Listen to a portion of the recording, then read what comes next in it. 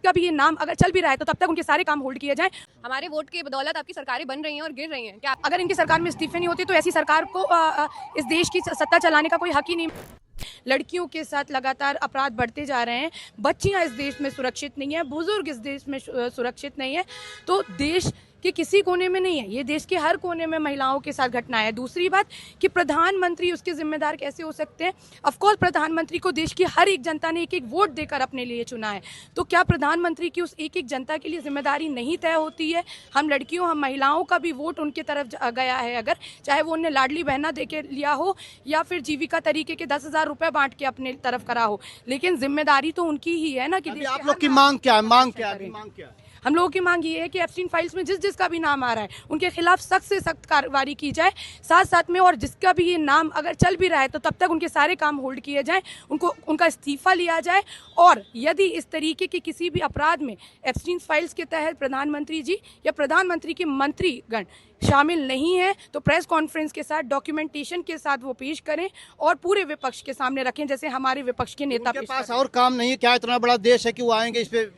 ये तो आप मतलब अगर आप महिलाओं के सवालों के जवाब नहीं उठाते हैं, आधी आबादी है हम इस देश की, हमारे वोट के बदौलत आपकी सरकारें बन रही हैं और गिर रही हैं, क्या आपकी कोई जिम्मेदारी नहीं है हमारे ऊपर? हम इस देश के सिटीजन सिर्फ आपको वोट देने के लिए नहीं है ना, हमारी सुरक्षा, हमारे संसाधनों पे हक, हमारे हर दिन के बारे में, दिन सुबह से रात तक मेरे साथ जो भी होता है वो इस देश की संसद तय करती है कि मैं प्याज कितने में खरीदूंगी या मैं निकलूंगी अगर इस सड़क से तो लाइट जली रहेगी या नहीं जली रहेगी। तो अगर इन सारी चीज़ों पर प्रधानमंत्री अपने आप को जिम्मेदार नहीं मानते हैं तो मुझे नहीं पता कि हम देश के कैसे प्रधानमंत्री के राज में जी रहे हैं। बीजेपी तो 50% की हिस्सेदारी की बात हो रही है, सम्राट साबित कर चुकी है। तो हिंदू हृदय सम्राट का नाम, हिंदू हृदय सम्राट इस देश के सभी लोगों को भड़काने के लिए जमीनी मुद्दों से, जो उनके दैनिक जीवन के मुद्दे हैं, बिजली, पानी, सड़क, शिक्षा, स्वास्थ्य व्यवस्था, इस तरह के तमाम जो जिनसे ना आपका जीवन चलता है, उन मुद्दों से भड़काने के लिए सबको एक ये नया डिस्ट्रैक्शन पैदा किया गया है, जुमला पैदा किया गया है, ताकि आप अपनी मूलभूत ज़रूरतें,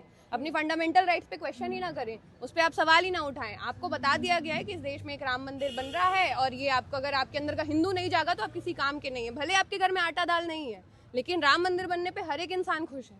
तो इससे ये पता चलता है कि आपने देश की जो साइंटिफिक टेम्परामेंट है, जो सोचने समझने की शक्ति है, उसको आपने धार्मिक तौर पे उन लोगों को इतना डरा दिया है, इतना ज़्यादा उनको जिम्मेदार धार्मिक तौर पे बना दिया है कि कहीं ना कहीं वो अपने एग्जिस्टेंस को, अपनी मूलभूत ज़रूरतों को, अपनी फंडामेंटल राइट्स पे बात ही नहीं कर रहे हैं। लेकिन हरदीप सिंह पुरी ने इसका जवाब प्रेस कॉन्फ्रेंस के माध्यम से तो दे दिया है।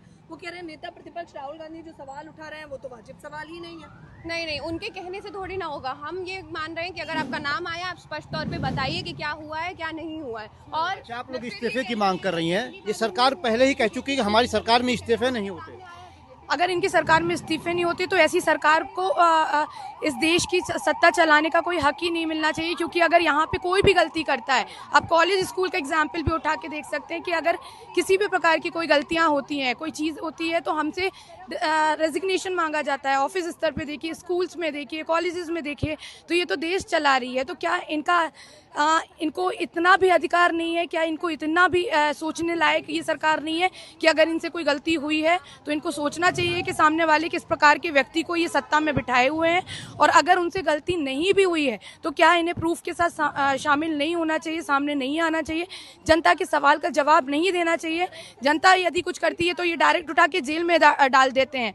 और लोगों के साथ इस तरीके की घटनाएं भी होती हैं कि वो महीनों से, सालों से जेल में पड़े हुए हैं और उनकी सुनवाई नहीं हो रही है, और इनकी इतनी लेवल पे सुनवाई हो रही है कि इनके साथ अगर विपक्ष इनसे इस्तीफा मांग रहा है तो एक बार ये प्रेस कॉन्फ्रेंस के जरिए अपनी बात तक नहीं रख पा रहे। लगातार आप लोग इस्तीफा मांग रहे, किस का इस्तीफा चाहिए आपको? किसका मांग रहे हैं?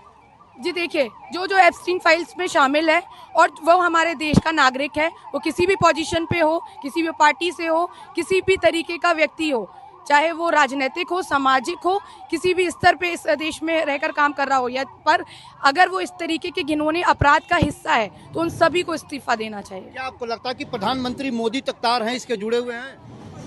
बिल्कुल है। जब प्रधानमंत्री मोदी जी का ही सबसे पहले नाम आया है तो इस बात में तो कोई सवाल ही नहीं है ना कि प्रधानमंत्री मोदी अपने आप को और अपनी पूरी टीम को सुरक्षित करने की कोशिश करेंगे। तो जो लिंक है वो वहीं से शुरू हुई है। प्रधानमंत्री से पहले नाम आया है, अब मंत्रियों का नाम खुलेगा और एक दिन वो भी आएगा जब आप भाजपा के ही सांसदों, विधायकों के नाम भी। प्रधानमंत्री का इस्तीफा किसी भूचाल से कम होगा क्या?